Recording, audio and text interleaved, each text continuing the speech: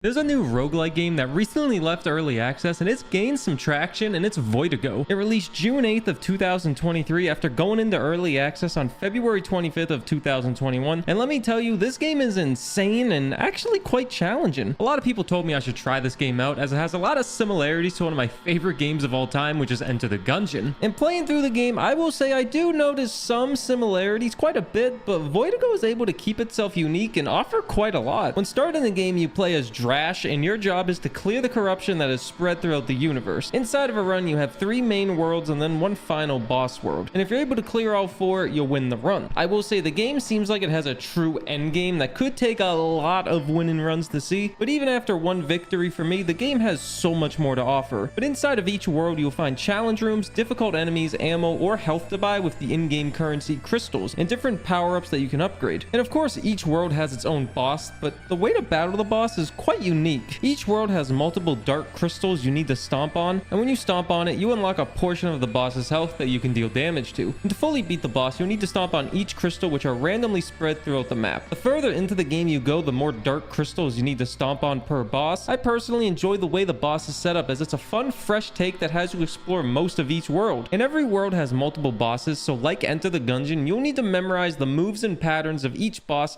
as health is not the easiest to come by, which can lead to the next segment to talk about, which is the items inside of a run. Now, this game is very similar to Enter the Gungeon, but in Gungeon, you can have as many weapons as you want, and they're all mostly guns. In Voidigo, however, you can only have 2 weapons, and from what I've seen, there's no way to unlock any more, but more playtime will see if that's the case. But you can have multiple different buffs you can unlock for your weapons, a turret that you get for each dark crystal you jump on, and then your stomp in general can also be upgraded, and your character as a whole can get upgrades like movement speed. But another unique aspect with this game is how each power-up can be upgraded multiple times to be stronger, and to upgrade them, you usually need to sacrifice a weapon or power-up. Same goes to getting more health. You'll need to sacrifice something, but don't worry, there are some free items you can get with challenge rooms, which are all over the place. Every world you can find multiple challenge rooms, and you have a certain clear condition to follow to unlock whatever item the room is offering, or crystal shards. Now, with upgrades costing weapons and power-ups, you're probably wondering, what are the shards even used for? Well, there is a small chance you can spend crystals for new items or upgrades, but the crystals are mostly used to refill ammo or buy items in a shop in the run. This game does not have as many items as a game like Gungeon, nor is it as generous with ammo compared to a game like Gungeon,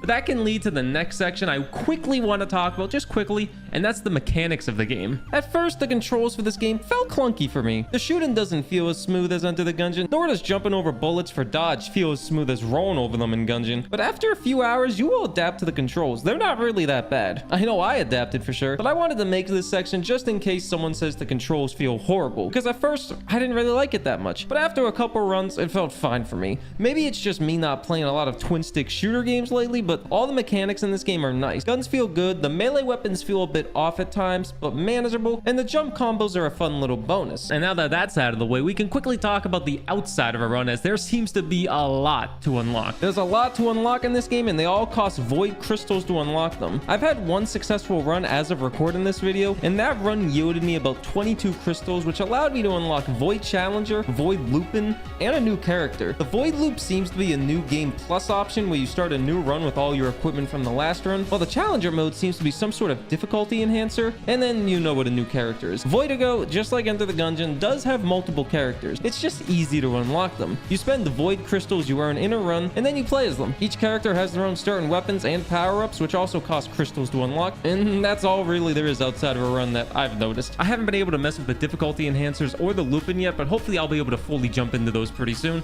and hopefully I can unlock everything in this game. It seems pretty fun. But at the start of each run, you can choose your own difficulty, with the highest one being Rogue at first, which is what I was able to win on. I'll need to try out Impossible next, which is what you unlock if you clear a run on Rogue difficulty. But overall, the game seems to have a lot to unlock with Void Crystals, which will keep you playing quite a bit because you don't get that many for a win and run. Really, that's all there is to talk about in a quick video on Voidigo, which I will say could be one of the best roguelites of this year. It can be pretty hard if you're new to twin-stick shooters or action roguelites, but I would 100% give this game a shot if you're a fan of similar games like Nuclear Throne or Enter the Gungeon. It'll pose a good challenge and a fresh take on a subgenre of roguelites that doesn't seem to get a lot of big hits per se. I appreciate you watching this video, and if you want to watch me play games live, roguelites, or really anything, you can watch me on twitch.tv/Burr. I stream basically every single day and play a wide variety of games. But thanks for watching. An extra shout out to the special people that support me on Patreon still. It really means the world to me that you still support these videos, so thank you for that. And leave a comment if you're gonna pick up Voidigo. If you have any questions on the game, I'll gladly answer them if I can. And well, thanks for watching, and I'll see you next time.